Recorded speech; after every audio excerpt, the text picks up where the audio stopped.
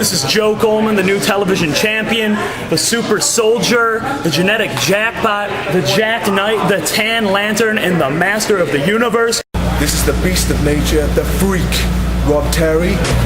Hi, I'm OVW official Josh Ashcraft. Ladies and gentlemen, you're looking at Triple Threat Talk. I'm Dean Hill. This is Ricky Chevy, and I'm the blue-collar millionaire. I'm Mr. Peck.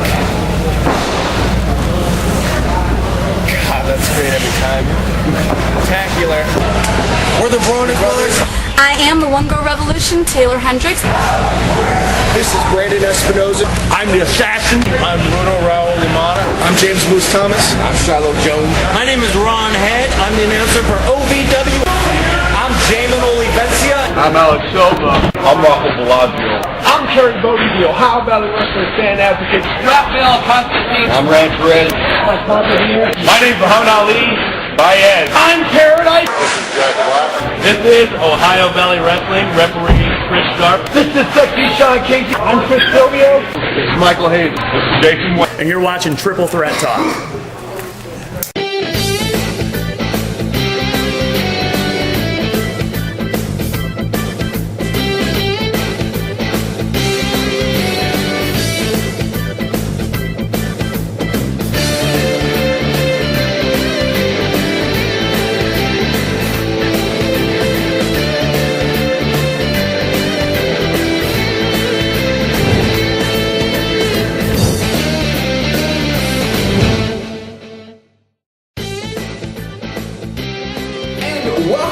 To episode 83. Who are you? Of Triple Threat Talk. You guys might remember me. I played on certain shows as Triple Threat Talk and OVW's Homecoming 9. My name is, in fact, Gary the Dr. Lockard, and I am back. Well, see, the thing about OVW Homecoming, I have no proof of that because I never got a copy. I got my copy. Oh, you did? Yes. At least he's not back and better than ever.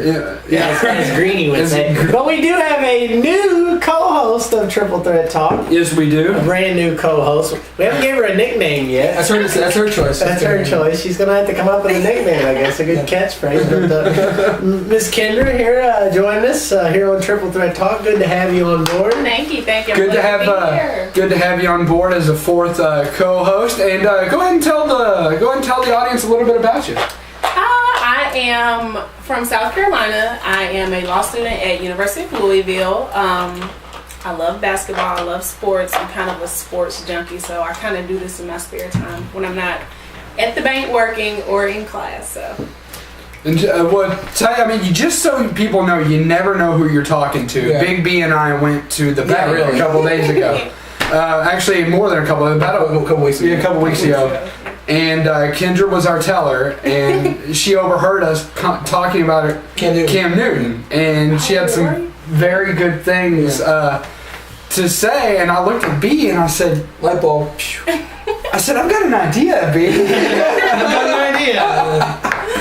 So, and a couple weeks later, here we are with this, and she will be joining the show. The show has evolved. The show has evolved +1. We promised you changes. Changes are still coming. Big B, I think next year, could we possibly put it to where the doctor does not get the first 2 weeks of the year off? It's a little ridiculous. I mean, the situation was not. You know what? As much as I don't like to give him the ego boost that he doesn't need, he might be helping us because our views of the past couple weeks have been low. In terms of what I've been seeing. No, because actually what I'm going to do is, if the views are very good this week, then we're going to commend Kendra. It's all on her. It's all her. She's the reason the views are up. Okay. I'll take it. Right. So we're going to start the show, as we always do, with viewer questions. We also got some big headlines to get into a little later on. Including a breaking story. Lance Armstrong coming out of the closet, so to speak. An update with Big B and the Australian Open. That's getting hot and heavy down there in Australia. The Eagles finally have a new head coach. Thankfully, it's not Gus Bradley. The college basketball season is in full swing, and a couple people at this table are kind of happy. Maybe not so much others. The NBA still taking off. As you said last week, the Showtime Clippers doing their thing. And, of course, the NFL playoffs and wrestling. So let's get right into it with questions from the Buck and 5. Mr. B, Yes. question for you, Oh, sir. of course. Who do you and the tennis expert, who unfortunately come down with the flu, not able to join us tonight, it's going around obviously as you can imagine, see as the tennis up-and-comers and people to look out for in 2013? I mean, obviously the top four obviously are there to stay. They're not moving anywhere.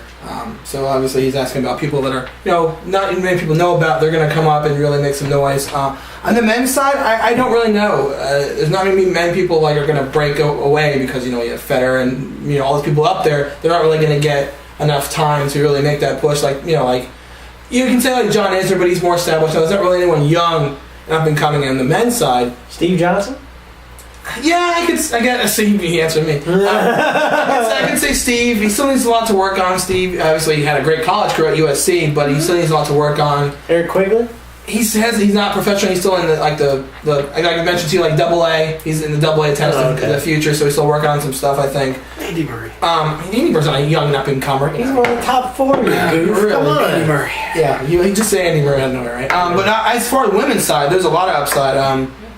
Madison Keys. She's very good. She got a great serve. She's Alicia's sister. I think so.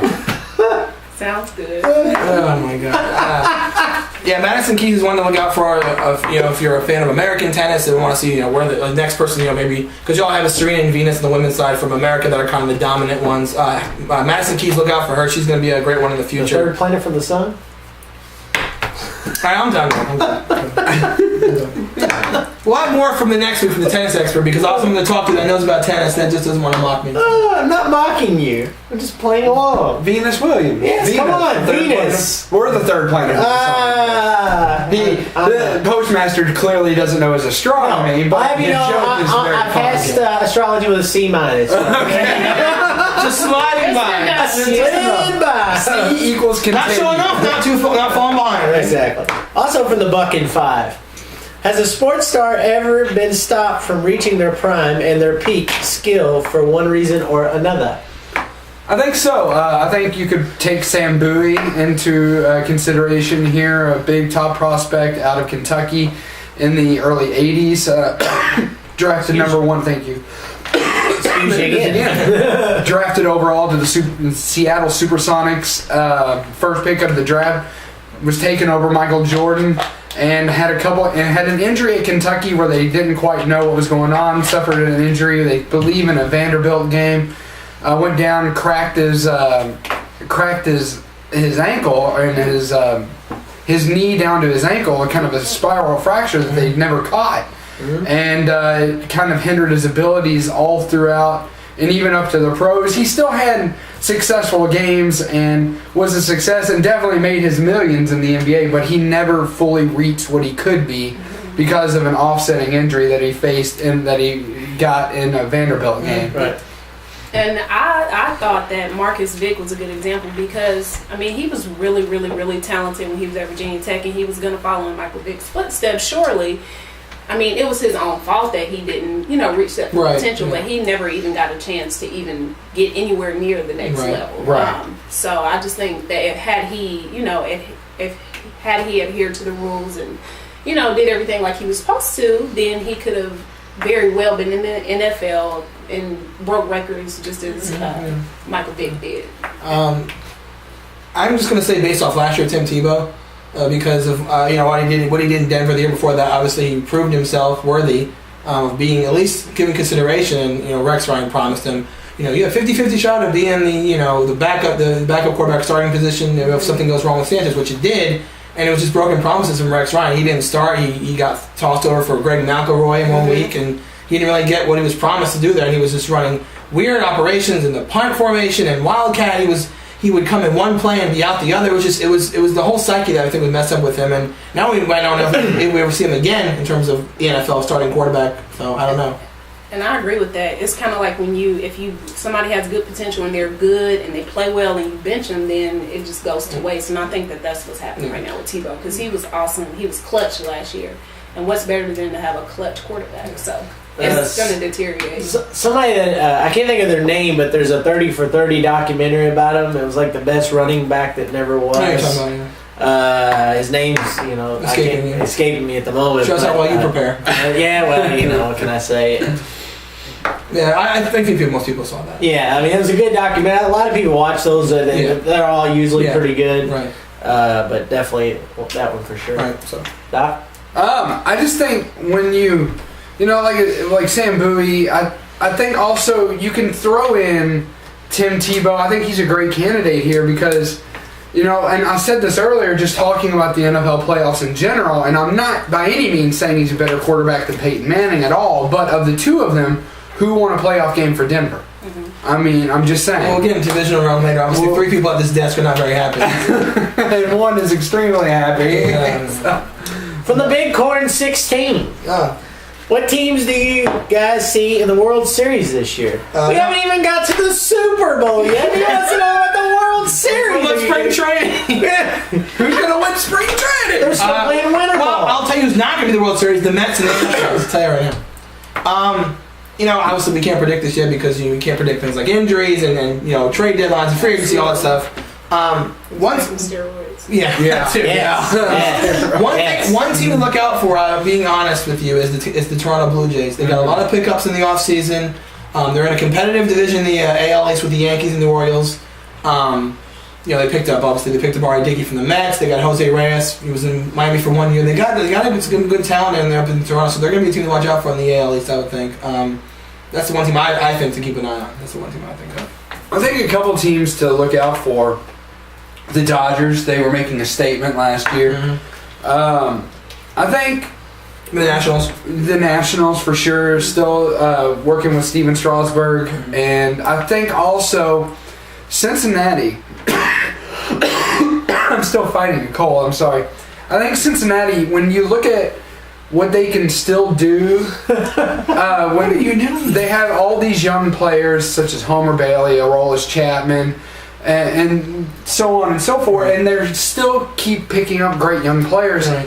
And I think a big part of that is because their farm system right here in Kentucky, right here in Louisville, actually, the Louisville River Bats are a phenomenal farm system for a lot of these younger players to be developed. And I think the Bats lately seem to send a lot more people to the pros and help Cincinnati alleviate. And when it comes to October, they're in a little bit better position than some of these other teams are. I have to go with the Braves. Me too. They won 90 games as a wild card last year. And obviously you know how it ended. I know how it ended, obviously, but to that point, they can only get better. I mean, it'll be the second year under their new manager. They got some good free agency acquisitions in the offseason. The one key component, obviously, Chipper Jones is retired, which... he seems like he's been there since before I was born. That's how long he seems like he played there. But I like the Braves to come back and do well. On the American League side, I'd have to say you can't go wrong with the Yankees or the Red Sox for that matter. And but No, it's fine. Everything's okay. So moving on from that to the Jeffrey Caster. It seems WWE doesn't have too many managers anymore. Do you guys think they should start having them again? To a certain point, people, like I said, we said before, people that need them. Like we said, Jack Swagger needs one badly. Yes. He's not there anymore right now Because he can't talk. Yeah, pretty much. I think they've come to a point now where they've transitioned where they don't need managers. They're their own. They can handle them themselves, verbally on their own. That's what managers are there to do. They're here to build up the superstar. They don't really need that anymore. You know who needs a manager? Cody Rhodes' mustache needs a manager. That's right. I actually saw signs on Monday Night Raw of him being dashing. It was combing them instead of the mirror. Wow.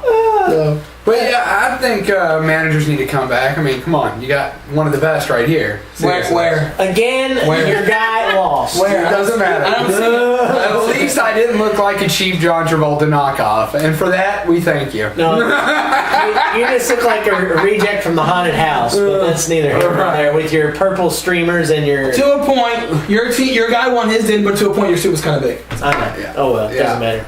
I agree. They should come back to an extent.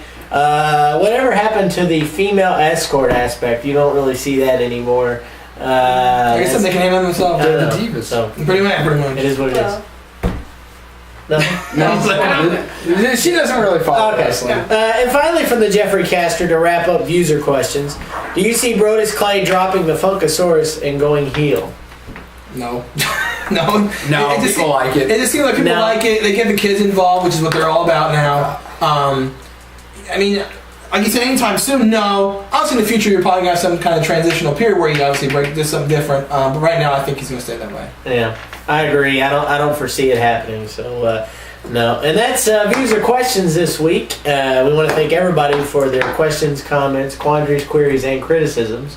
And with that, we will turn it over to Miss Kendra, and she will get the honor of anointing this week's episode 83 Viewer of the Week. The pressure is on. Being the new, you get to pick a person to be the Viewer of the Week. We'll let you. Viewer of the Week. Yep. Let's see. Can we tell we surprised her? Yeah, right. That's right. Okay. I like the guy who asked the question about the hazard sports. So, Bucking Five. There you go, Bucking Well, Five. congratulations. I like you. I don't know you yet. I like you. Bucking Five, you are this week's episode 83 Triple Threat Talk Viewer of the Week. And with that, that wraps up user questions. And when we get back to this commercial break, we will get into headlines right after this.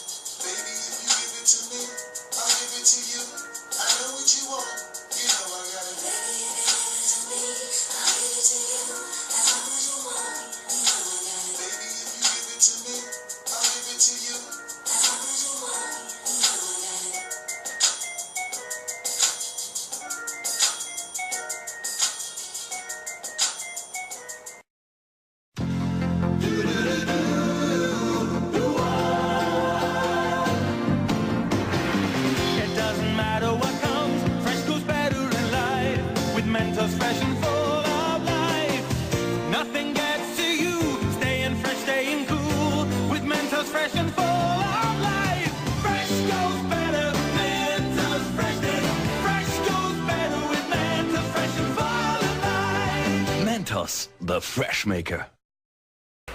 And we are back here on Triple Threat Talk. I'm Gary the Dr. Lockard, right next to Mr. Big B, Brandon DeMuro, Postmaster Jones, Jimmy Biggers, and Kendra. like Madonna or Cher. Just Kendra. Just Kendra. So we got headlines going on and breaking news.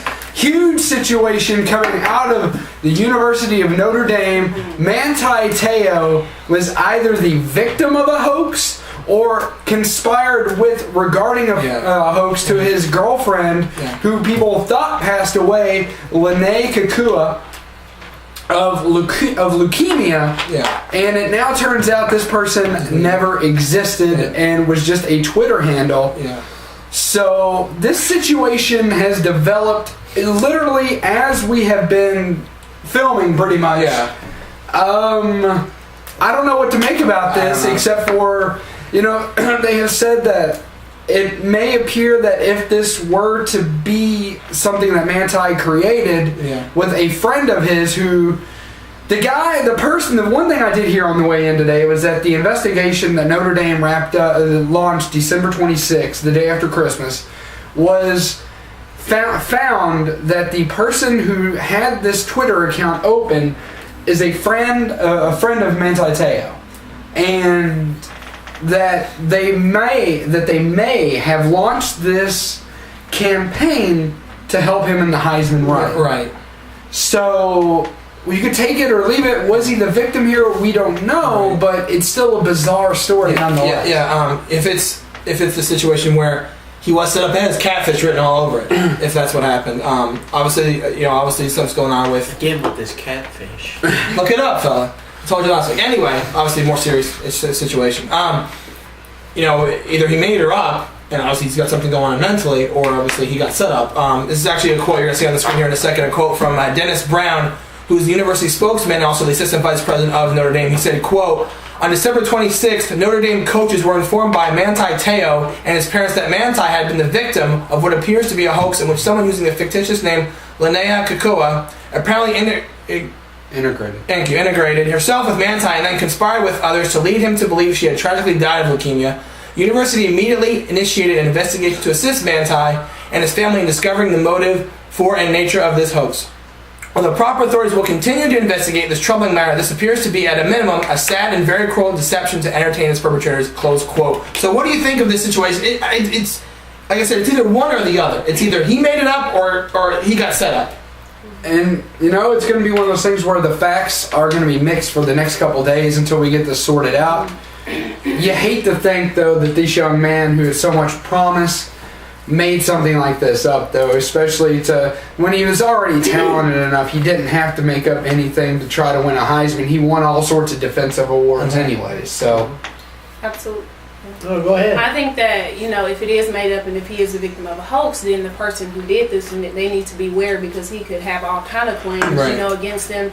Maybe defamation, maybe intentional infliction of emotional distress, because this is killing his character right now. And although I don't think his NFL stock will be affected, what if it does? You know what I mean? So, and then again, if he's in the wrong, then it's serious, because that means he has some mental problems. And as we've seen earlier this year with football players and getting bruised up too much and having these mental mishaps all the time, that's serious. But I'm hoping, because he is so talented and he does have a bright future, in football, I hope that he's a victim of a hoax. Yeah. I hope he is too. I agree. Hopefully it's a hoax. Hopefully he's not behind this. Hopefully he had nothing to do with this, and this is something that someone was conspiring to, defamate his character, like she said, or something of that nature. And hopefully, if that is the case, the person, the perpetrator, whom it may be, is prosecuted and put away. And again, regardless of what's going on, regardless if it's true or not, he's going to get a lot of questioning in the next coming weeks. It's not going away anytime soon. So obviously the next coming weeks is going to be covered, And we'll cover it here as well. We'll keep you informed. One of the things that I did here is, if this was fictitious, then why all the anecdotal stories that we heard throughout the year? Yeah. She wanted me to send her white flowers at her funeral. Right. Her and her family don't want her picture being displayed. True. She's at the game on the sideline, but I don't want to point her out to you because of her privacy. And another thing, you saw this quote on December 26th. It's January 16th. Why didn't this come out now? This is a long time ago. Well, it kind of makes you wonder if the situation is the reason why he played so bad in the national title game. I don't know. Because he played awful. Yeah, his stock dropped because of that. He played awful. Absolutely. That was one of the worst games he's ever played. So I'm saying, if this is the 26th, this is the 16th, why is this story coming out now about you as fake? This is the 26th. This is way a long time ago. Exactly. I don't know. Yeah. Lance Armstrong did what so many celebrities do when they have something to say. They go to Oprah. He went to Oprah. So they didn't go to Jared? No, didn't go to Jared. No, he was way past that. Okay. He went to Jared. He tried that before, it didn't work out. So. But he goes to Oprah to admit what he's done, but as I was telling Big B and as he was telling me, it doesn't necessarily mean that he did it. And the evidence is there to support that he did not do it. Absolutely. But there have been several people, and as a law student, you know this as well, there have been several people, for reasons that are legal or for reasons that may not be binding or whatever, people admit to doing stuff that they just don't do. Is that not true? Absolutely, all the time. Yeah, it happens all the time as part of plea deals or plea bargains. And someone even, I think I heard this said that if he admitted to doing it, he would maybe be allowed to cycle again. Right. And he may be looking into doing that, so that may be a reason. But just because someone admits that he did it doesn't mean that he did. Right. I don't think he did. The 200 drug tests that he passed are more than enough for me to look at this and say he didn't do it. Yeah. He's just at some point you got to give up. Yeah. Well, go ahead. He's a motivation, I think, too, because I have a friend who goes to law school with me. His name is Andrew, and he cycles, and I mean, he loves Lance Armstrong. So I don't think that he should do that. You know what I mean? And I know that they are giving him an incentive, like you can cycle again, but all the stuff that he's been through, all the stuff that he survived and stuff, and then now it's just like, okay, now we're gonna make him look tainted. And I mean, you look at the chronological situation with him. He obviously wins all the Tour de France, obviously successful athlete, whatever. And then all the story about comes out. Did he take these drugs, whatever? And he kept saying no and no, and he's just like, I'm fed up. I just give up. I don't want to fight anymore. Well, the man's been through hell. He's had cancer. Yeah, I'm saying. And I mean, he's had a lot. So then he stops fighting, just defending himself, and then weeks later, it's like, okay, now I'm going to go on Oprah, which is one of the biggest TV people ever, and announce that he did these things. And it's like he went from, obviously taking a bunch of drug tests, nothing came out, from after done cycling, fighting his name, giving up. So it's like, I agree. I don't think he really did anything. Just like, I'm just going to miss it. They leave me alone. I don't know what his motive was or not. It's almost like to kind of further the point of like investigating or delving into being pressured or whatever. It's almost like, say for instance that you were somebody, we were pointing you out that you committed a crime, a heinous crime. But all Kendra had on you was pictures. All she had was photos. She had no evidence only photos of a dead person. And they were pinning you. If you ever notice, if you ever watch, and I don't know if this is true, but I'm almost betting it is, more often than not, that's more than oftentimes that they'll offer you a plea deal to get you to because all they really have is this picture of this dead person. Substantial. Yes, they don't have anything else. They don't have anything on you per se. All they have is this picture. So this may be a case of all they have is what they think they have, so they want to pin it all on him, and he's just taking the blame, maybe to take the heat away from cycling and his fellow peers, and maybe he feels like if the biggest guy in cycling history takes the fall for everybody, then maybe it takes the heat away from everybody else, and maybe he feels better for it. I don't know. Yeah. So, what do you think about it? Does it sound? Yeah, I think so. I think he's trying to be like a martyr for the cycling world, but I just don't think he should do it because I honestly don't believe that he used drugs, and especially after the cancer thing, the Live Strong bands and stuff. I used to wear those, and I just, although I don't cycle, he's a motivation to sports in general, and I just think that's a bad move because they're like, I mean, he's lived, he's won, he's been great. So I just feel like he should just. And he doesn't need the money. The question is how much was he offered? To be an Oprah to admit this. He doesn't need the money, and he even said he would give the federal government $5 million. Yeah. So it is what it is. Yeah. And with that, we turn it over to Big B for some Australian Open. Now, this will be the time of the show that I bring the tennis expert on, but as you said earlier, he's not here. He's feeling under the weather, the flu, so hopefully he joins us next week. Australian Open did start this past Sunday. We did all the football and that we have to talk about later, which I'm not looking forward to. But it did start Sunday. Obviously, the big favorite's Djokovic. Everyone's picking Djokovic across the board. He's playing really well. He's trying to go back-to-back for the first time in Open era. Murray's very hot coming in. Obviously, won the last Grand Slam of the year at U.S. Open. A lot of players down there. Obviously, it's hard to play this Grand Slam because it's very hot. It's the first Grand Slam of the year. You haven't played a Grand Slam since August. So obviously, a lot of players are coming in trying to prove what they can do this season.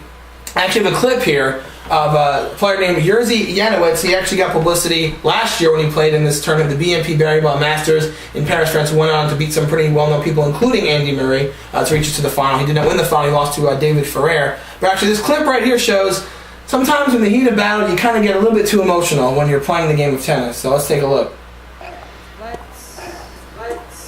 So, what we're going to see here, keep your eye on the upper It's hard to see. So I'll explain here. Now in tennis, they have a situation now where you can challenge calls if the court has the ability to challenge it. This court unfortunately didn't have the opportunity to challenge it. So you're going to see right here in a second, the ball looks like it could have been out, but it could have hit the back of the line. So obviously Janowicz isn't really happy about the situation. Here it comes right here. It's right here. There we go. And he is clearly losing his mind, yelling at obscenities to a deity. And now on his knees pleading. Yes, he's arguing with the line, which is not going to happen. And it's probably like 130 degrees. Yeah, it's very hot. He might be going delusional. So, he might be kind of high. He might not know what's going on. And there we see the line judge just asking WTH. So obviously that, and luck, and good for him, he actually ended up winning the match. So that was good for him. In terms of going forward, again, it'll be a lot better for me to talk to a tennis expert. I'm on the show next week. We can go back and forth who he thinks, who I think. I did pick Federer to win the whole thing. Again, how can you go wrong with him? I did pick Serena to win the whole thing again. I mean, no one's playing better than her right now at this point. Although a little bit of a scare the other day, she was playing, and I've experienced this myself. When you're on the hard court, sometimes you slip and slide, and you can roll an ankle, which she did do that. She rolled her ankle. She did finish winning the match. She won pretty easily, but you have to, going forward, that's something you have to look at and see, because she wasn't moving that great towards the end. So we'll see how that goes, progress when she plays people that are actually, more competition for her going forward. But like I said, next week hopefully we'll have more information for the Australian Open when our tennis expert joins the show. So with that being said, the Eagles name Brian Kelly. Chip Kelly. Chip Kelly, their new head coach, and Sports Nation put up a rather funny picture mixing the Eagles and the Oregon Ducks uniform together. It was quite humorous. Actually, can we get that photo? Yeah, I'll find it. Okay. So clearly a astonishing display of green. Yeah. So he goes from one duck to another. Yeah. One bird to another. One bird to another bird. But see now someone can realize if you give LaShawn McCoy the ball, you're probably gonna win. Yeah. So here's another thing I think about that, because he was interviewed by the Eagles, didn't want the job. Said he was staying with Oregon. Now he goes to the Eagles. There's something going on internally in Oregon we don't know about. I wouldn't be surprised. I was going to say I would not be surprised if here in the next 2 weeks something breaks out of Oregon, and next year they're on academic probation and eligible to postseason. And I'm not lying to you. Oregon is not wasting any time, because if you want the job for Oregon football coach, you can go to that link below and you can apply for it right now. You can. So you want to be the coach for Oregon? I would love to be the coach for Oregon. Go for it. And it's hard you can't really apply for coaching jobs. Like, well, that's the thing. You know what I mean? Yeah. So, but I think something is going on. Yeah. So. Hopefully it doesn't turn into Ohio But State. luckily, Chip Kelly's going there, not our coach right now. He's still waiting, so hopefully it doesn't come. So why did the Bears go to Canada? We'll tell you after the break. Stay tuned, Triple Threat Talk. Fast forward, one. Fast forward, one. That's called a juke. I know your eyes are closed, but really you should look at this. Fast forward, rewind. Right there. Wait, let me slow it down. Ooh, I missed the tackle. Here. It almost looks better from back here. That is convincing. You're crying. Madden NFL 13, rated E for everyone. A new look, a new feel, a new way to Madden forever. EA Sports, it's in the game.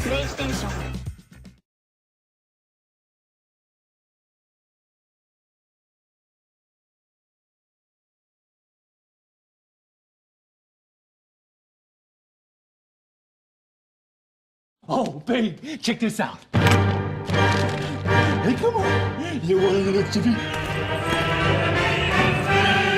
want a Dorito? Are you hungry? I want to get a Dorito. Babe, don't hurt my dog. Come on, get a tip. Come on, get a tip. Get a tip. Come on. Here we go. Here we go.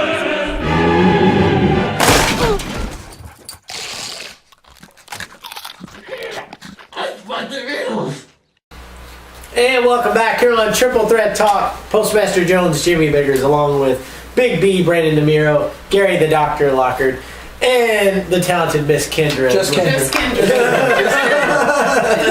Anyway, so Pepe Le Pew is hired by the Bears, as Big B said. That was off camera. The Bears hire Ouellette's coach Mark Trestman. I watch NFL, not CFL. You should have Warren Moon went to the CFL. Warren Moon. Tim Tebow might go to. Anyway. So, why do you think they pick him up as somebody who's been in the NFL before, previous NFL career, meh? Yeah. I mean, they go from 10-6 and a playoff last year to just meh. This pickup, obviously you can look at this pickup now and say you kind of scratch your head, but obviously if they do well, obviously it's a good pickup. You can't say anything now about it. But it's very odd, like you said, he didn't really have a great NFL career. He did great in Canada. He won 2 Grey Cups, which is the equivalent of the Super Bowl up there, so obviously he had success in Canada. But, Canada is not the NFL. What's that all about? Absolutely. A Grey Cup, eh? Come on over, we'll have a Molson. Come on over, we'll have maple syrup. It's an interesting pickup, and obviously now Lovie Smith getting fired. I don't think he should have gotten fired. Now he's going to sit out that season because he doesn't want to take a coordinating job. He wants a head coaching job. No one's really giving him a shot, so he's going to sit out. See, that's the puzzling thing about me. You're going to sit down somebody like Ken Wisenhunt, and you're going to pass over with. It doesn't matter. And you're going to pass over Lovie Smith? Really? Here's the thing. He's going to come into this position day one and say, wake up, we need to fix this offense because it's bad. Well, he works well with quarterbats. I think that's why they hired him. I was just about to say that. I was reading that earlier. He's worked with Rich Gannon. He's worked with there was a long list. Right. It was like Rich Gannon, Jay Feely, one of the Hasselbacks, Rich Gannon again. Rich Gannon. No, I mean I'm going in order. Like he worked. But yeah, I'm just saying. That's what he's done mostly in the NFL.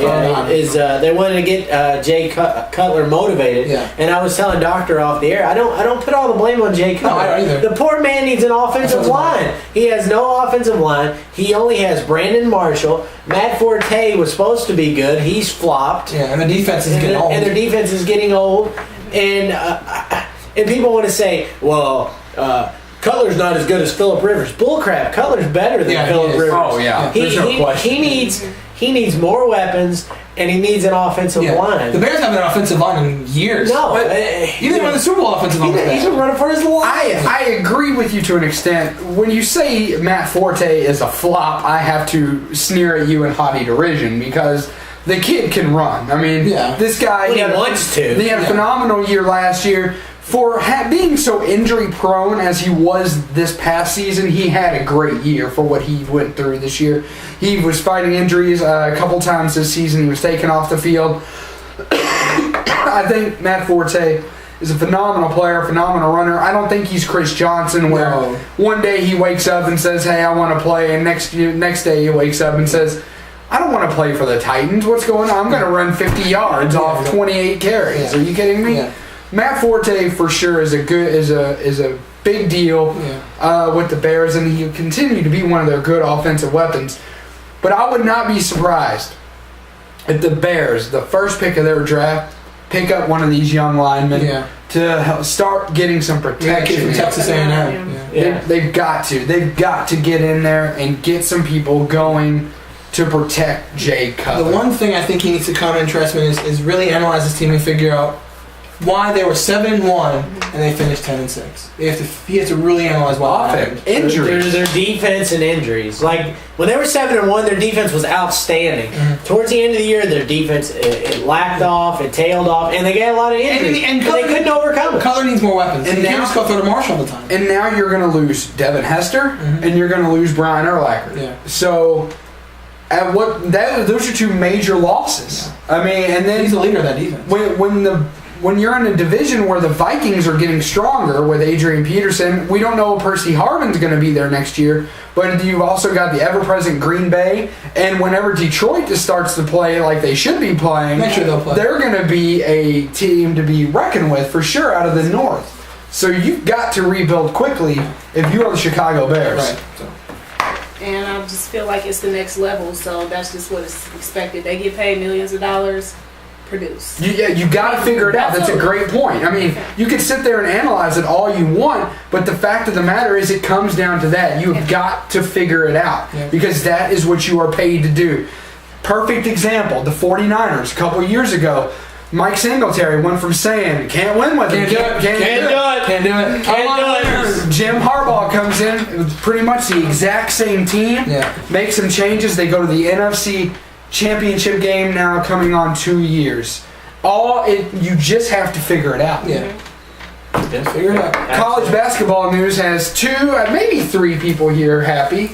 No, according to her, no. Very unhappy. University of Louisville Cardinals are the number 1 team in the land, and man, do they deserve it. Yeah. Here's the thing.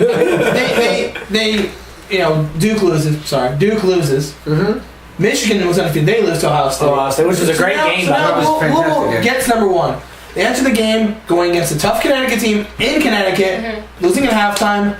Louisville just comes back and says, guess what, we're number 1 and we're showing it to you. And they whipped Connecticut in the second half. What amazes me about that game, and they're playing the conference as a whole, They're 4-0 in the conference so far. Their win margins in the conference this year are 18, 15, 26, and 15. Wasn't 26 against the South Florida? Okay, yeah. So they've beaten all them teams by 15 or more points. The other night with the game when you were like, oh gosh, they better step it up. They're down 6. I wasn't worried at all. What game was that? Connecticut. They were down 6 at halftime because Peyton Siva got 2 fouls in the first 3.5 minutes of the game. He was on the bench the whole first half. They were playing like the Slop Shop Hotel the whole first half, and they were still only down single digits. Yeah. I mean, and then in the second half, when they got their act together and Siva was back out there, it was like, okay, Connecticut, we're not going to let you score. And they didn't. They went like 10 minutes without a basket. And they only shot like 28% in the second half, which is their defense is what wins a lot. I mean, their defense is suffocating. I mean, forcing 20 turnovers a game. I mean, Russ Smith and Peyton Siva, they're not tall. No, they're not tall at all. They're not very big, and they just hound you. They're like a swarm of bees, you know what I mean? And they're just all over you. And you know that catches up to a team. I mean, you could just tell that in the last 5 minutes of that game, UConn was just gassed. I mean, they were just done. It's a smothering defense for sure. I've thought the entire season the best defense of the land could be U of L. They've proven it. They're proving it, forcing, like I said, 20 turnovers a game. But I think the best offense, despite their loss, is Indiana. I think Indiana can throw up shots with the best of them.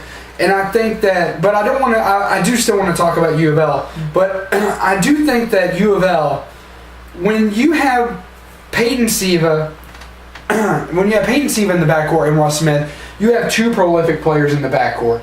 You have a guy that averages 19.8 points a game in Russ Smith, and you have a guy who averages, I think, 10.2 assists a game in Peyton Siva.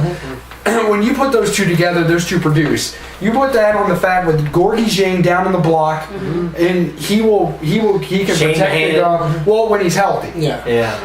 He's healthy. He's a machine. And whenever whenever other people contribute, those are your 3 main players, though. Right. People have said maybe Gorgie Zhang is the best player on this team. No, the best player on this team is Russ Smith because of what he can do. When Russ Smith is on fire, there is not a force on that court that can stop him. And when you're averaging 19.8 points a game, that leaves a lot to be determined for the other team to stop. Because guess what? For those 19.8 points a game, they may not be scoring off the 20 turnovers, but they're causing them. And that's causing even more separation on these games. What gets me is like, I agree with you, Russ Smith. Sometimes as a fan, when you're sitting there watching the game and Russ goes down the court, you're like, no.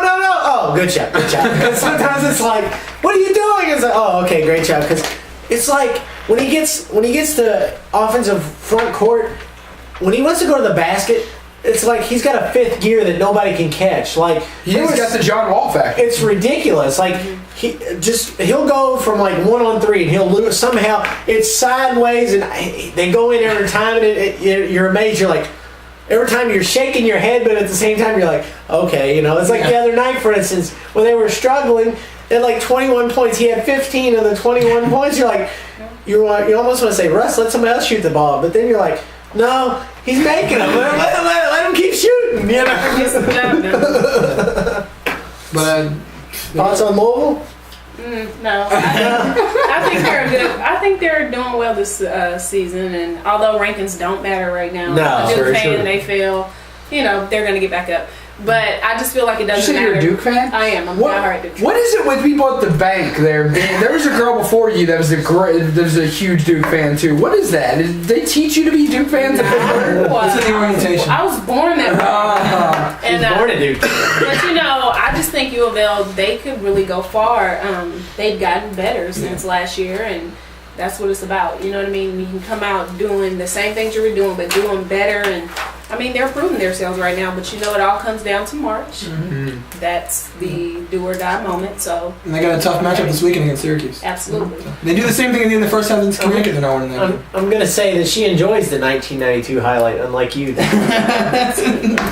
Don't even get me started. Not on her first day. Not on her first day. That's a conversation we can have. What was the thing you and I were talking about where we were talking. You asked my opinion on something over the course of the last 2 weeks, and you wanted to know what I would have to say about something. And we talked about how U of L this year has the same problem that U of L and Syracuse this year have the same problem UK is going to have. UK always has, and that they're the number one team. They're the big dogs on the court, and everybody's going to be gunning for them from this moment on. Yeah. U of L is going to get everybody's best game. Oh, well, yeah, of course they will. And it's one of those things that when you look at it, you don't think that something like that would matter. Yeah. But at a team like Seton Hall, they came out guns blazing. They wore themselves out, but they gave U of L everything they wanted for the first half, for sure. Yeah. It's almost like every team has done that. Every team this year has given Louisville everything, you know, when it comes to the conference play. They've given Louisville fits in the first half, and then it's like they're gassed because they're trying to keep up and they're just exerting themselves. And then it's like you can tell the last 10 or 15 minutes of the second half, the other team is just like, you know, and Louisville's just like keeps putting on the pressure and on the pressure. And I think that's what amazes me is Pitino himself even said, he come out and said, you know, I'm not worried about how many points we score. I'm worried about defense. I want defense. And he's proven that, you know, that he is teaching some suffocating defense because it is outstanding. I mean, it's some of the best defense I've seen in a while. And that's what matters in college basketball, period. Like defense, if you score and then somebody else scores, like it's just going to be a 1 point game. You know what I mean? Like defense that's the key. And I just think that they're doing a really good job. That's why they're winning. Like, people are scoring, but if you only score 30 points in the whole game, but you hold them to 15 points, then you got... And you bring up a good point, and that is, Pitino said, we can't trade baskets with teams. No. We don't have the offensive shooting capabilities to trade baskets. Or the height. No, you don't have the height. So they have to play suffocating defense, and they have to play the defense that they play, because that's how they play to win. And to what we were discussing earlier with Wisconsin beating Indiana, Wisconsin would run the shot clock down for 30 seconds every possession up and down the court. They would take 30 seconds off the clock before they even take a shot. And they would get a good shot because they make Indiana play defense for 30 straight seconds. That wears a team out. Wears a team out. And that also slows down a team that can cut loose and run the court like an Indiana team can. When you have Cody Zeller running things, that team is phenomenal. They are a machine. And I think Wisconsin had a great game plan on how to slow them down. Hey guys, we're going to work this shot clock. We're going to make them come after the ball. And you know what? At the end, we're going to catch somebody lacking. Right. And we're going to make them pay. Yeah. And each time they made them pay. And they've done that. Not necessarily that game plan, but they've made them pay the last 11 times as Wisconsin is 11-0 against Indiana over the last 11 meetings. And one key factor in last night's game was the fact that Cody Zeller in the did not score until the final minute of the second half. He was held scoreless the first 19 minutes of the second half. And that's just phenomenal. That is phenomenal. So when we get back from break, we will wrap up headlines and we will move on to the NFL playoffs right after this. Hey Cam, thanks a lot for coming to my school today. No problem, Nate. I promise to exercise and eat right. Don't forget 60 minutes of play a day, right? And I'll grow up to be big and strong like you. Absolutely. And play in the NFL. Yes, sir. And be drafted number 1. Maybe. Become the starting quarterback of the Panthers. Okay. You can be my backup. Excuse me? And make Panthers fans forget about you. What? And become your mom's favorite player. Whoa. I'm just loosening my arm. Oh, hi, Tom. Hey. My little boy loves playing football. It's a great game. But what is the NFL doing to make the game safer? We're doing a lot.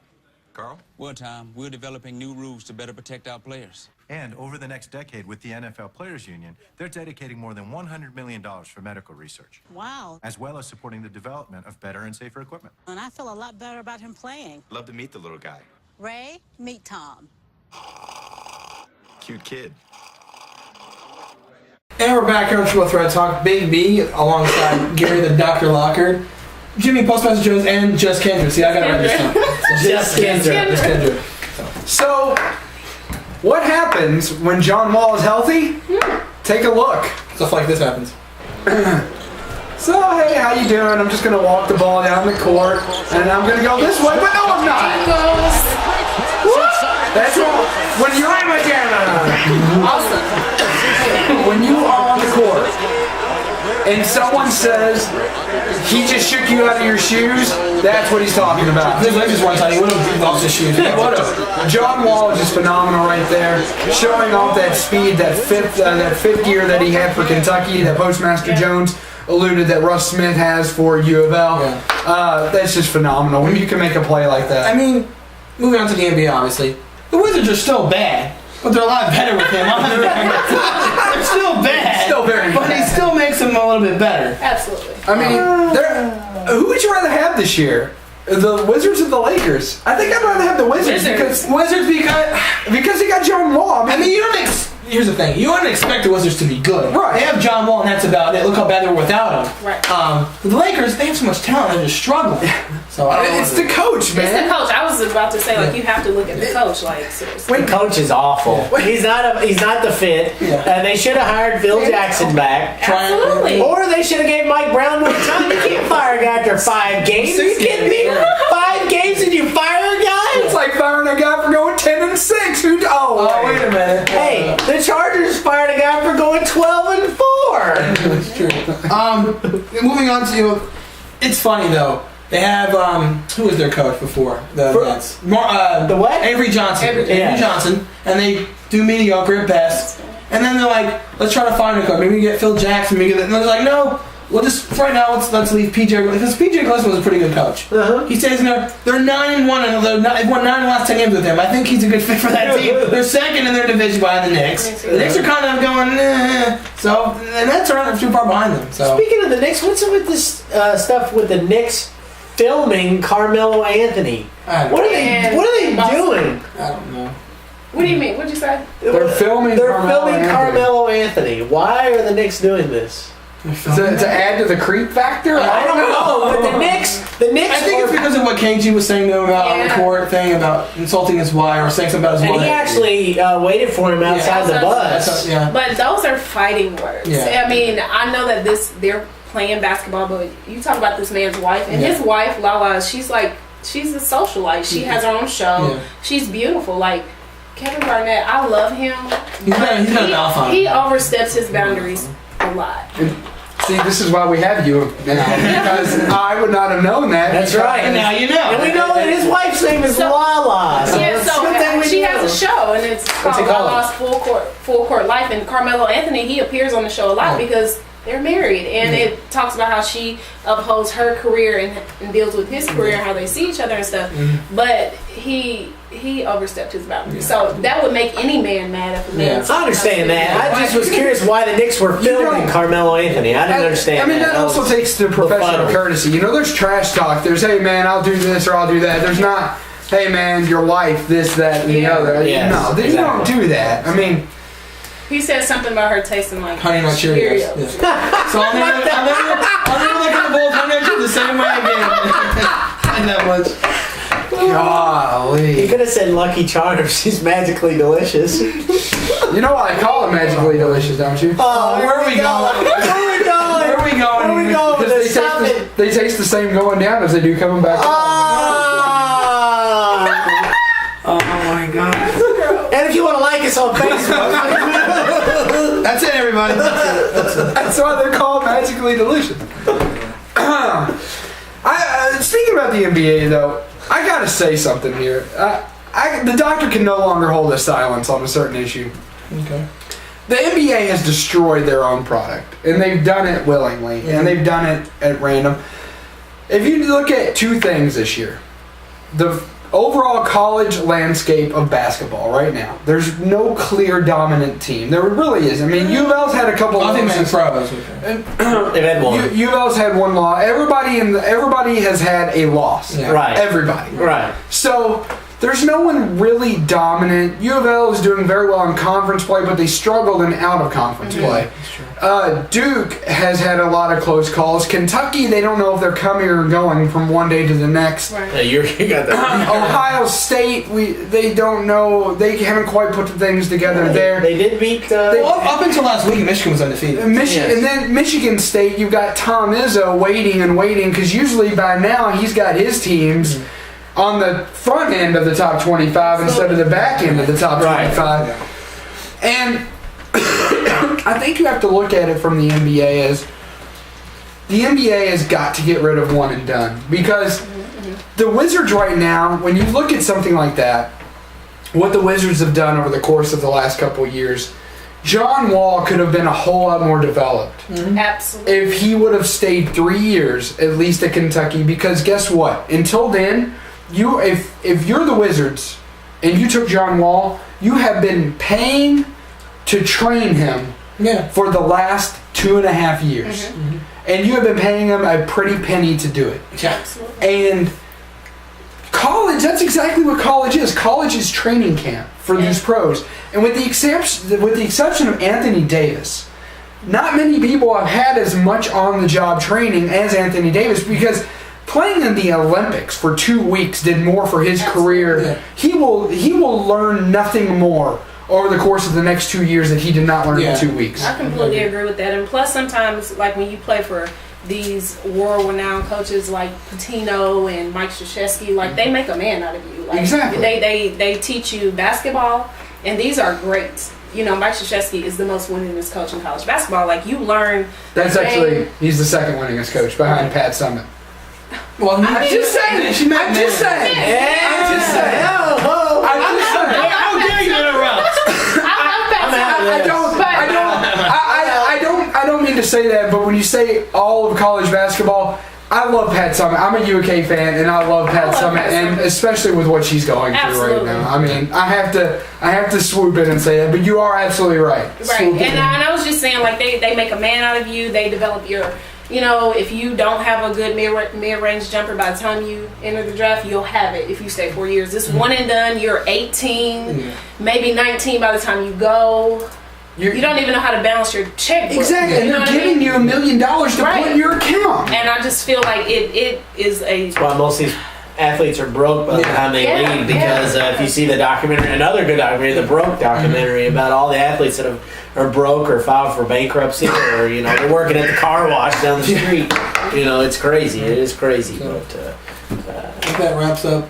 That wraps up headlines, I believe. So now we will move on to the NFL. Do we have to? Yes, we have to. Like it or not, we have to.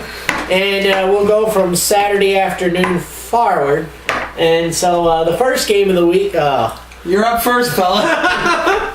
The Denver Broncos. Can't even talk about it. You'll get to me in a minute, Tom. The Denver Broncos play the Baltimore Ravens. And what figured to be Ray Lewis's last matchup. So many pundits thought, so we thought. Not so fast, my friend. Not so fast. Double overtime. Final score, Ravens 38, Broncos 35. Effectively taking Peyton Manning out of the playoffs. Ray Lewis continues his career for one more game. Yeah. I think it's the helmet, but the new helmet. He preached. Yeah, he'd be a good minister. He preached his way. Yeah. But I'll tell you right now, I'll let you go here in a second. But since this is your team, I want you to maybe say how you felt about this team this year, and where you think they're going, where you think they're headed. I know it's hard because this should have been the year, but. Well, I'll say this. I think they exceeded expectations. Because if you think about it, if you look back at the beginning of the year, nobody thought Peyton Manning would play this way. First year coming back from neck surgery. I know, but I love Peyton Manning. Don't get me wrong, I love Peyton Manning. But honestly, we did say 13-3, 12-4. We were spot on with the record. But then again, we were going by the weapons they had, the fact that, Tim Tebow took them this way, now they have Peyton Manning, they should go here. Yeah. The defense did their part in the end of that game. Well, some didn't do their part. Well, they did do their part. Well, I'm talking about in the overtime period. I'm not talking about the blown coverage that shouldn't have never happened. It's going back here. Don't worry, it's going. Like, what are you doing? Anyway, you know what? As a season as a whole, I'd have to give them about a B+. That's fair. I think they probably should have been in the AFC title game. Things happen. That's why they play the game. That's right. If wishes were fishes, then, yeah, exactly. But the two plays that come to mind for me, obviously, was obviously the 3rd and 7.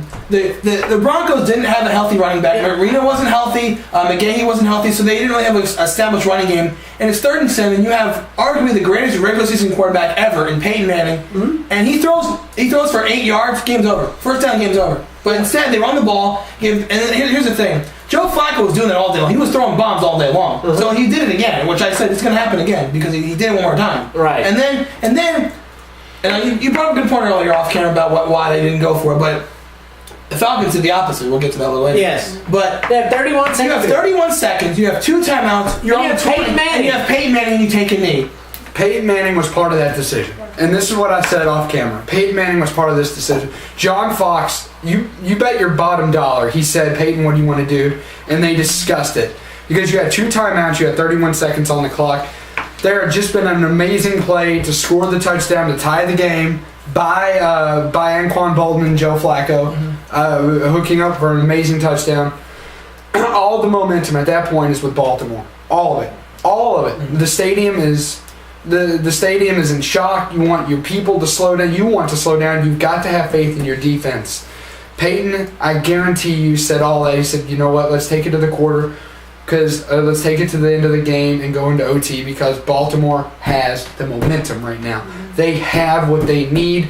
All I need out there is to get a little bit rattled, throw one of my picks that are swatted, because he doesn't really, generally he doesn't throw a pick. Most of his picks They're are swatted. Except for the one overtime. Except for the one that cost him the game. But with the exception of those, that's because he threw it across his body. It's a funny thing though. As established Peyton Manning, you're taught probably in high school football, if you're a quarterback, you don't throw across your body, and he did that. He said he was trying to make a play, thought he had time.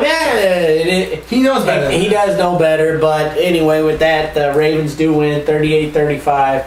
And in some sick, twisted destiny, I've come to the conclusion that they want a murderer to win the Super Bowl this year. That's just all there is to it. Anyway. But neither here nor there. Anyway, so moving on. The second game of the Doc. On the other hand, probably been the only good news in my life the last 2 weeks. He deserves this right now. So. But the Packers going down 31, the 49ers do go on 45, and all you can say is we're going to pull up this video right here. 56 yards, Colin Kaepernick touchdown. That was the game right there. I mean, it didn't surprise me that the Packers lost this game because I knew the Packers even wasn't the greatest. But I thought the experience of Kaepernick, he would get rattled and he wouldn't play as well because that first interception was tough because that shows how seasoned he is. That was the beginning of the game. Yeah, because that was like the 4th play of the game and he threw an interception for a touchdown. You're like, oh no, is Kaepernick going to really rebound from this? Is he going to really not be up to the task? Should they have stayed with Alex Smith? All these questions were raised at that point. I mean, they even started showing video of Alex Smith, panning to him, I wonder what the and then credit to Jim Harbaugh, and this is after the game was already over, and Kaepernick said in an interview, they were asking, what did Harbaugh say to you after the pick? He said, there's plenty of football left. And I think after that, Kaepernick said, you know what? I'm going to do what I did all season and run shot off of this defense, run over here, run over there, throw passes, and they did that. The Packers couldn't stop them. Broke an NFL rushing record for quarterbacks in the postseason. In a game, I think. And a game. I mean, just phenomenal. They disguise the play action so well that you really don't know if it's coming. LaMichael James and Frank Gore have gotten to the point where LaMichael James being a rookie, but Frank Gore being the veteran that he is, they just cover that ball. And they'll both, you got Kaepernick running one way and either LaMichael James or Frank Gore running the other way. And you don't know which way to go. And oftentimes the defense is gambling, which is why you've seen Colin Kaepernick all year gain huge chunks of yardage. Yeah. And I think now with Kaepernick as the quarterback, Crabtree's turned into a really good weapon. Oh my gosh, he's phenomenal. He had 2 touchdowns, responsible for 2 unair touchdowns. Kaepernick responsible for 2 on-ground touchdowns. Frank Gore with the touchdown. I mean, when you look at the grand scheme of things, this team is really coming together. Mm-hmm. Yeah. And I'm not so sure if it's not their destiny, if it's not their time. We shall see. So with that, we'll go into the break, and we will finish up NFL when we get back from this.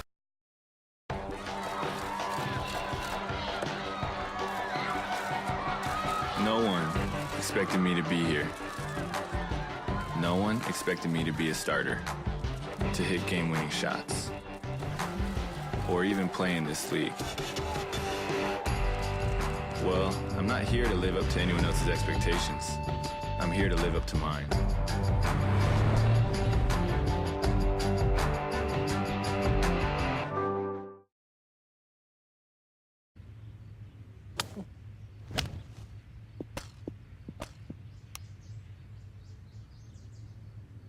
Any questions? Not bad, not bad. Oh, it's gonna be like that, huh? Ah, someone wants to play. Just trying to keep up with the old guy, you know? Dude, is that your real hair? Is that all you got? Go, go. I just can't miss today. Do you ever get days like that? Hey, Tiger, you looking? You looking? If he wants my I won't win it.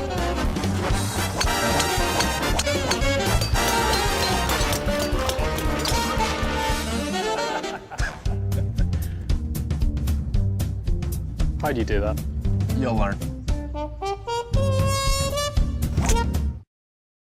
Let's get the Seahawks on. We are back. It is Big B's time to vent. I already vented on Facebook. Okay. Already. So, Seahawks lose a heartbreaker, 30-28 to the Falcons, who normally, when he was doing a second ago, choke.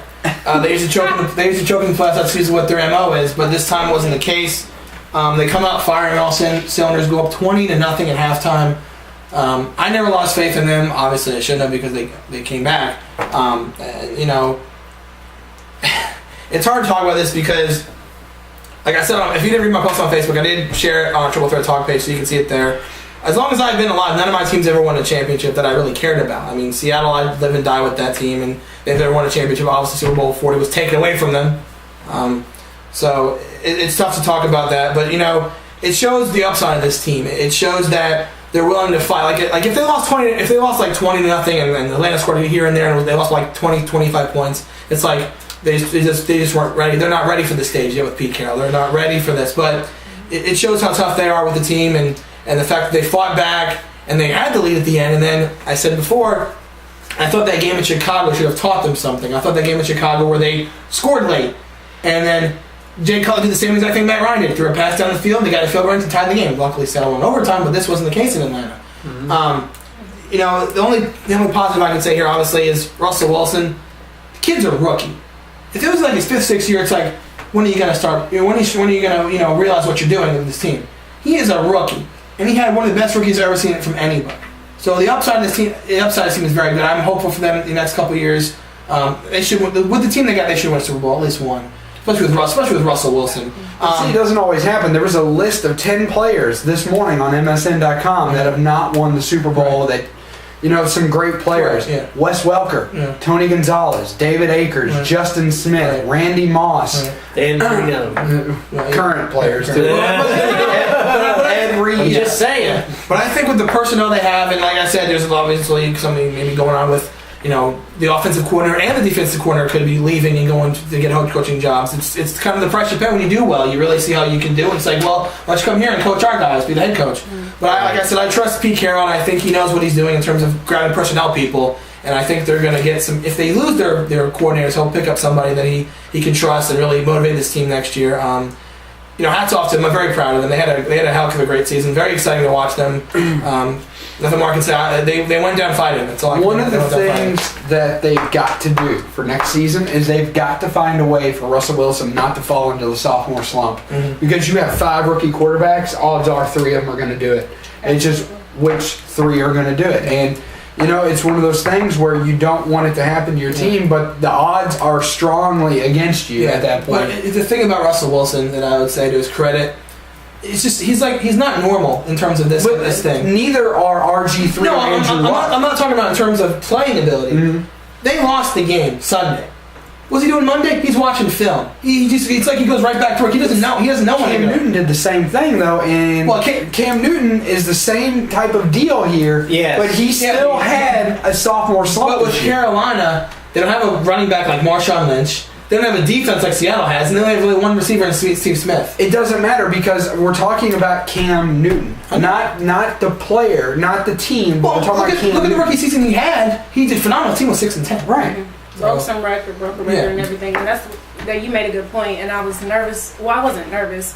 I knew Dalton wasn't going to do that, but I mean, he was phenomenal as a rookie. Absolutely. And he was awesome this year. You know what I mean? Like he was clutch both years. So, and that's good. Like he has to not fall into that sophomore slump because that's bad. And then you're not heard of anymore. And then you try to make a comeback in 3 or 4 years, and it's already 2 or 3 rookies that's come in like past you and try to take your job. Yeah, absolutely. They will take your job.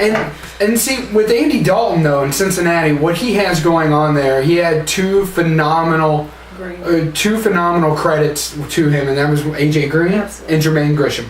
I mean, those two players when you have those two players as a young quarterback, even though one of them is just as young as you and AJ Green, it's one of those things that it can do wonders for your confidence and for your self-esteem. The thing I did not understand, I didn't get a chance to look at to talk about this because obviously I wasn't here.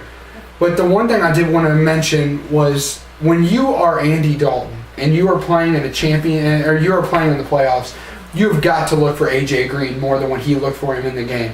I think he wasn't even targeted until the second half. Once or twice. Well, it's not all on him though. That's game plan. Well, it's not. That can't be your game plan. Well, it may not be. You're right, but that might. You can't put that on AJ Green him. is your playmaker. He don't make the decisions. No, the coaches do. He kind of does make the decisions. He's the quarterback. That's not necessarily. Not everybody's Tom Brady or Peyton Manning. They don't all get out there and make their decisions. You know what I mean? When you run through your checks, though, you see. Okay, I've got Grisham. Maybe he could catch a ball if I squeak it in. I got Green in tight coverage, but it looks like he might be breaking away. Of course, this is all going in your mind in split second time, tick, tick, tick, tick, tick. Or do I just throw the ball? Do I just check it down to Ben Jarvis Green Ellis? But you also got to take into consideration the Texans didn't give him much time to throw the ball. No. J.J. Watt is, I guess. Exactly. Who we'll talk about next. So we'll transition to that game. The Patriots in a laugher because this game wasn't even close. The score doesn't even give it justice as to how close it really was. It's not almost the same as the way when they play. It was 42-14. Now it's 41-20. So they scored a couple more. They scored some garbage touchdowns late, points that didn't really matter. It was a wallop. It was exactly. It was Tom Brady and Bill Belichick at home in December, January, doing what they do best, winning. So now we have a rematch of last year's. They have a different kicker this year. Yep, and they have a rematch of last year's AFC title game. The 49ers are back in the NFC title game. So now we have the probability for the second year in a row of a hardball bowl. And this would be the hard Super Bowl. It could have happened last year too. Yeah. And the funny thing is now, with New England, they get Gronk back for the first time since week 1, and he's healthy, and then he goes out again. He breaks his forearm again. Same one. So now they enter the same mentality they've entered all season, which is why I think I'm going to pick them in this game. Is that they play all year without Gronk? They're used to it. So because Hernandez is no pushover. No, they got Adrian Hernandez. They got Danny Woodhead. And since when has New England had a running game? They can run the ball. Yeah. And their defense is better too.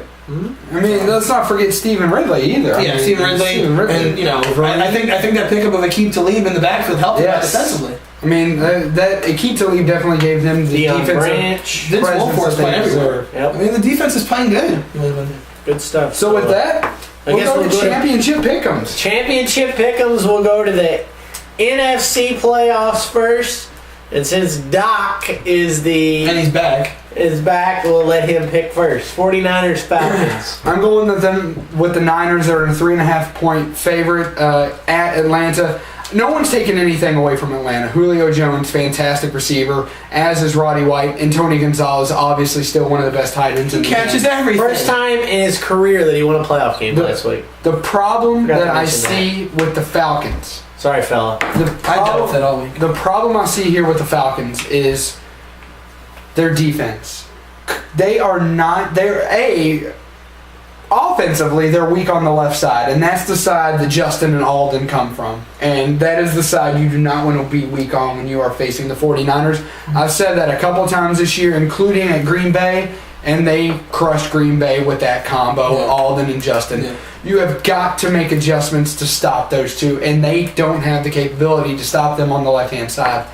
The other big thing that they've got going on here is they really don't have an answer for Kaepernick or Crabtree on defensively. So I've got to go with the Niners. This is tougher than I previously anticipated because the Niners' offense was a similar style of Seattle's. They do the run option. They kind of run the ball with the quarterback. And Seattle didn't really do that as much. And I think the thing that really surprised, because I think Seattle's game plan all weekend was they were equipped to stop the pass, and they really much did that almost all game. I mean, Matt Ryan threw a lot for a lot of yards, but mostly his passing wasn't as great as it could have been against that defense. But I think they surprised him with the running game. They surprised running game with Michael Turner came out of nowhere and had a phenomenal game. Jacquizz Rodgers did really well. As much as I want to pick my original pick of the 49ers to go Super Bowl, because that's what I picked at the beginning of the year, I like Atlanta because they're at home. They haven't been in this position in a long, long time. I think they're going to do the same thing in terms of the running game, and they might surprise them. It's going to be close. I think it's going to be close. I don't think Atlanta does what they did last week to Seattle. I think Seattle might have been gassed from the long trip and not having their own coordinators there. It's whatever. There's a bunch of things I can say. But I like Atlanta, so I think they're there for a reason. I think they're there to prove it's like we're not just a one-win team in the playoffs. We're going all the way. So I pick Atlanta. Kendra? For this game, I want to pick Atlanta. I think that, like you said, that they haven't been in this position in so long, and it's kind of like maybe the rebirth of the franchise. Potentially, I don't want to go out on a stretch, but I definitely take them here. They played well against the Seahawks, but I also don't think that the Seahawks played their best football. I think they're cross-tracked. They came back and they played hard and they fought hard to the end.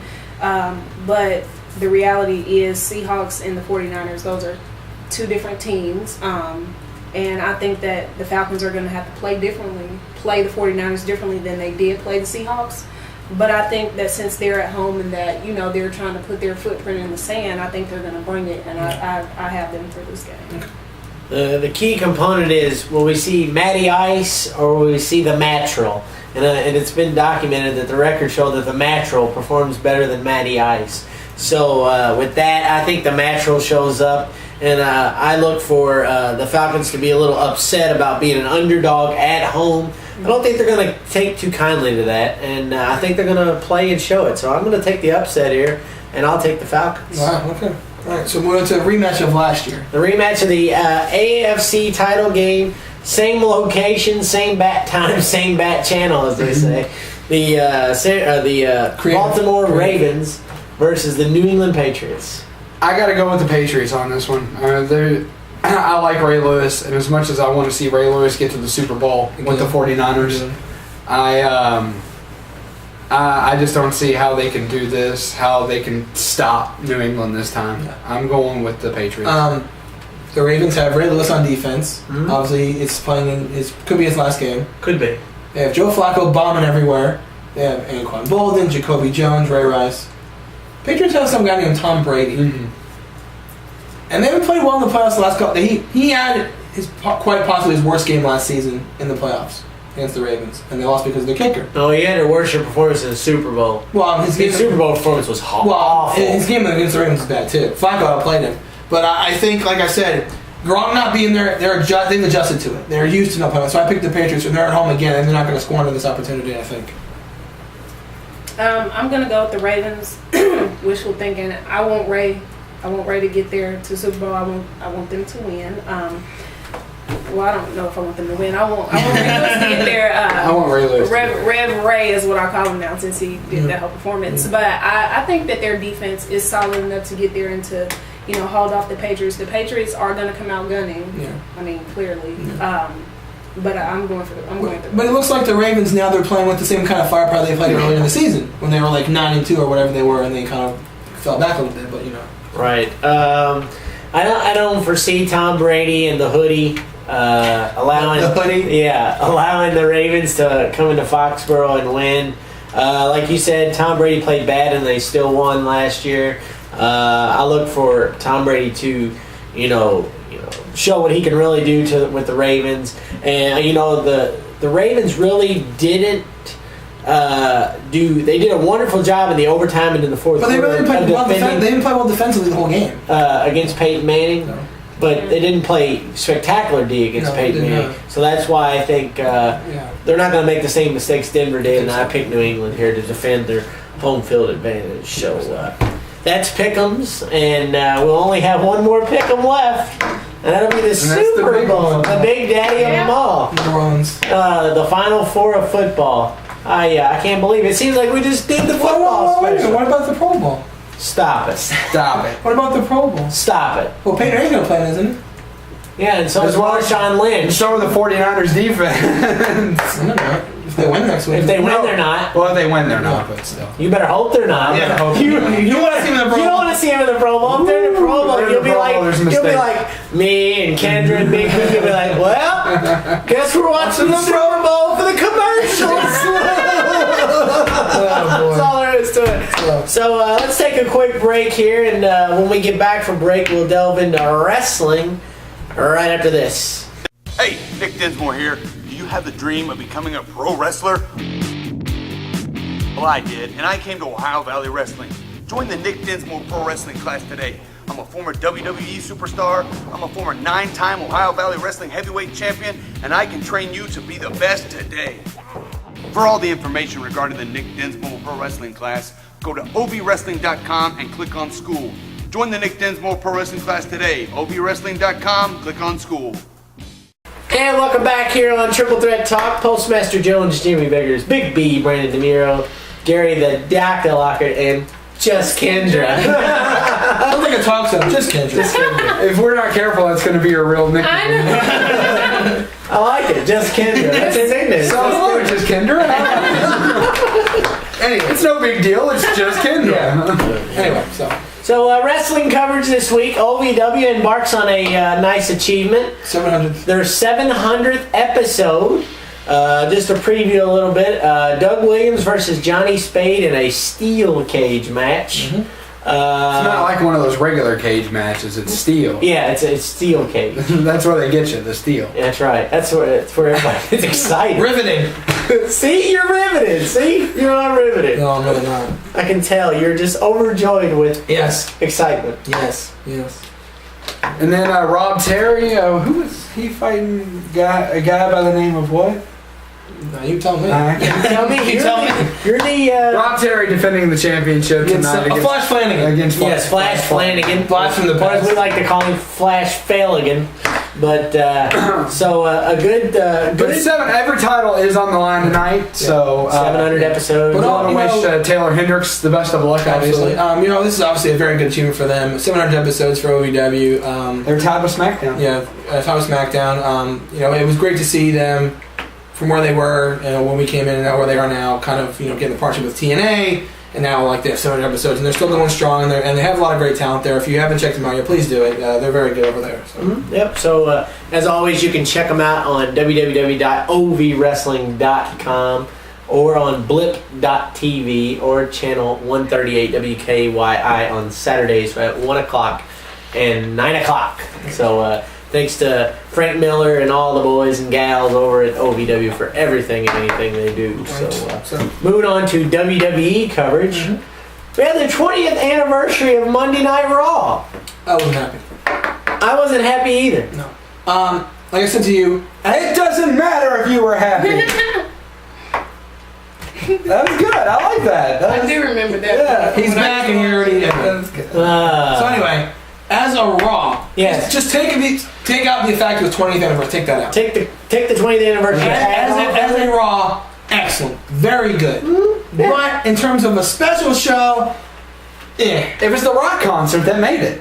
Yeah, I think so. Big B, me and you could sit here at your desk and watch the same clips from the computer over and over. That's all they did. They showed past clips. We had no Shawn Michaels. We had no Undertaker. No Stone Cold. No Triple H. Stone Cold was my favorite. Yeah. See what you did? You made her upset with what you've done. You have upset Just Kendra. See what you done did? Here's the thing, though. It's they had The Rock, but he was supposed to be there anyway. They had Mick Foley. He was going to be inducted in the Hall of Fame. Ric Flair was there 2 weeks ago. So it's not like you really went out of your way to say, hey, this is our 20th anniversary. Well, let's get these guys. They really it didn't seem like they really extended that hand to do anything. But they did have some bright spots. The Wade Barrett beating Randy Orton straight out. Clean, that's good. the segment with Daniel Bryan and Kane. Oh my goodness! Yes. Even Dr. Shelby got Even Dr. Shelby. Dr. Phil. Exactly. The steel cage match: Dolph Ziggler and John Cena. Yeah, they get, like I asked you the other day, like we discussed yesterday. Big B, I can't take it. I'm befuddled. I can't take it. I don't understand it. We all know I like John Cena, but why? For the life of me, if they're going to keep feuding, does Dolph Ziggler not win? I don't understand why. See, now it's 2013. See, from 2012 before, it was just Super Cena. Now he's evolved into Mega Cena, so now he doesn't lose anymore. All right. This is going to be a little bit of an offshoot, okay? But I want you to bear with me for just a second, all right? The writers of Justice League, okay? I have a point. I know when I say Justice League, okay? Going in circles, folks. The show, the cartoon animated show Justice League, okay? When they were going through their second season, when they were dealing with the whole Project Cadmus, which was kind of like the Sentinel program for Marvel, Project Cadmus dealing with all the people with the powers and abilities, including, but not limited to Batman, but they included him. Listen, I've got a point. Okay? We all know I've got a point. All right. People are clicking X. So, they had the bad guys win around at home. They were in the Justice Tower, and a couple bad guys beamed in, and they took something that they needed from the JLA, okay? They won a battle, all right? And the writers did that to make them a credible threat, all right? Okay. You see where I'm going now? Not really. You see where I'm going with this now? Okay. PostMaster is absolutely right. In order to make Dolph Ziggler a credible threat, the writers need to have him win something on a great stage. And I think we might see that stage at the Royal Rumble. He's in the match. He's not going to win the Royal Rumble. He could still upstage John Cena. I brought something up to you that was interesting. That I said, because right now, the plan is right now for Orton to fight Sheamus at WrestleMania for the World Heavyweight title. Could they potentially give this guy, the biggest win ever by cashing in at WrestleMania? That'd be huge if he did. And that's what I'm saying. They need to get him a win on a grand scale in order to make him a credible threat. I like the feud with him and Cena, but he needs to win every once in a while. I mean, Cena winning every week, it's okay, but to make the feud seem right, Ziggler needs. But yes, on Triple Threat Talk episode 83, you just saw the Doctor compare Justice League to WWE. It all comes down to writing, though. He compared a cartoon to real life. Well, just not real life. Real life? You know what I meant? Okay. We had our version of the Rock concert. We heard everything from an Eric Clapton parody that wasn't very nice. I like Eric Clapton. To saying Paul Heyman had Twinkie. Really? Could you please beep that? Last week was Cookie Puss. Oh my God. And this week is Twinkie. And beep it again.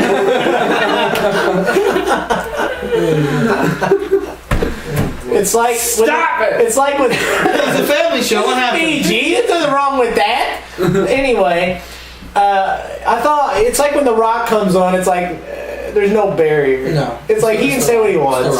It's The Rock. Open mic policy. It was funny. Yeah. Regardless. Yeah, but to the same time, they need to really, if they're going to do 20th anniversary, really do more with it. I agree. Just like I told you, Shawn Michaels would not be there. I mean, come on, I met him the week before. He told me personally he wouldn't be there. I'm sure he did. I'm sure he shared information. Share this knowledge. All right. So a great build up to Royal Rumble. It's good. Just a couple weeks away, as always. The big 30-man battle royal. Mm-hmm. The Rock versus Punk. They're really heating that rival up good. I'm glad The Rock is there every week. It really not via satellite. It really helps that he's actually in person.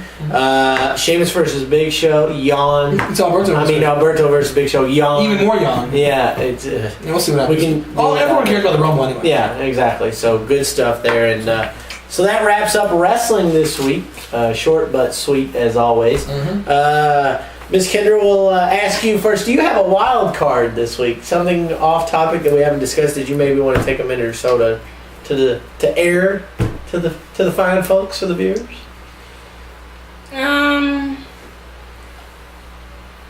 No, it's not an event, but I was asked a question earlier this week. Well, I guess it was last week. Somebody asked me who I could be if I could be anybody, like reincarnated Go ahead. anybody, and I said Big Vital.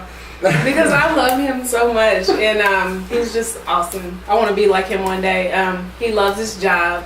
My reasoning was that he loves his job, and I really think that's why he's doing it. And he's so old, and he's the best. Like he is the best. Sound effects. He's knowledgeable. I can see you doing it. This is just Kendra here, baby, going up the line. He's diaper dandy. He's a PT pair, baby. Diaper dandy, all American. He's the John Madden college Slammaroo, Dunkaroo, baby. He's a man. He ain't no diaper dandy. He's a man. Big B, wild card, sir. I'll go last because I have a doozy.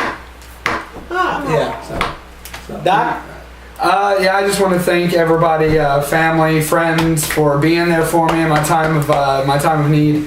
For those of you that don't know what's going on, it's fine. I'm not going to disclose it. But for those that do, your words, you will never know what they mean to me. And I hope I can get through this with the outcome that I'm looking for. But at the same time, you know, life does move on, unfortunately, even though we don't always want it to go the direction that it goes. You've got to take the good with the bad, and the last couple weeks, I can't get much worse than what I've been through.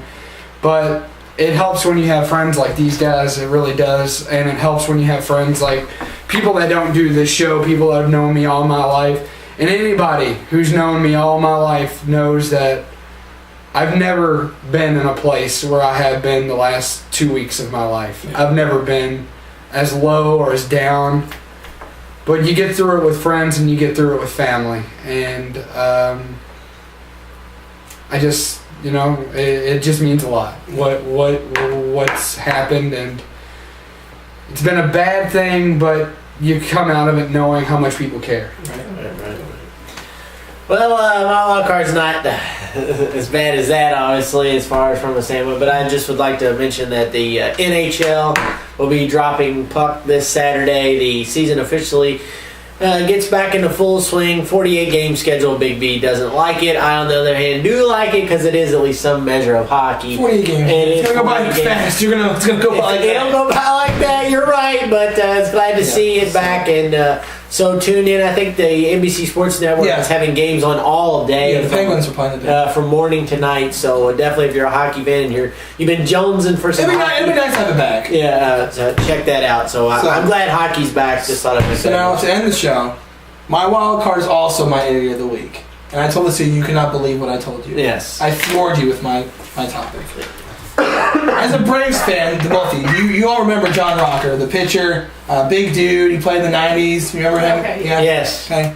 So he's back in the news again. He's not playing baseball. He's not coming back. Obviously, there's things going on with the government and gun control, and people are making their comments or whatever. John Rocker says, the Holocaust never would have happened if the Jewish citizens had guns. Okay, this is something that might be true, but you don't say it. Say it. Yeah. It's just really? Who says things like that? I don't get it. I don't know. It's, you know, and you read that, and you read it like twice. You read it once to be like, okay, let me see what this guy said. And you read it a second time. Did he really just say that? Did he really just bring that up? Something that happened, you know, all those years ago was one of the most prolific tragedies in American history. And you say, whoa. Not American history. World history. World history. And he brings up, well, if they had guns, they might have had a chance. What? John Rocker, you sound like the wacko from Iran. So that's what you sound like. I highly doubt we'll have a bigger idiot of the week than this for the future. So, John Rocker, you're this week's Triple Threats on episode 83, Idiot of the Week. So, good show this week, absolutely. Just Kendra, glad having you on board. I'm glad to be here. Thank you. Yeah, guys, be sure to post. We have great fans. They post. Even if you never posted before in your life, post something nice about Kendra. Just Kendra. Post something that you like about her, and you can also post something that you don't like. Yeah. I'm kidding. Don't do that. Constructive criticism. So, do you have a Twitter handle that they can follow you on? Maybe if you got any sports insight you want to give to them. I know we all give out our Twitter handles. Do you? No. I'll find one and I'll put it. All right. So there you go. You're not a tweeter. You're not a tweeter. Okay. No. I wasn't a tweeter before this show either, and I've had a lot of interesting people tweet me. JBL, Jeremy Price, Joe Horn. Yeah, Triple Threat Talk is a individual. If you want to like us on Facebook, please like us on Facebook at facebook.com/triplethreattalk. You can follow us on Twitter at Triple Threat Talk. You can send us any comment or question you have at triplethreattalk@yahoo.com. And of course, visit our fabulous website, triplethreattalk.com. So this is Big B. And we always want to thank Terry Bodie and Cheryl Connolly for everything they do. Check us out on www.thefanadvocate.com. Our videos posted there every week. Check us out there. And this is Gary the Doc Lochter. Sign off, fella. You're going on. Okay. This is even she knew that. This is Postmaster Jones, Jimmy Beggars, wishing everybody. I don't know. Wait a minute. Holidays are over. What's wrong with me? Oh, this is just Kendra. Maybe I'll have a more interesting name next week. But everybody have a nice night and enjoy the rest of your week. See you, everybody.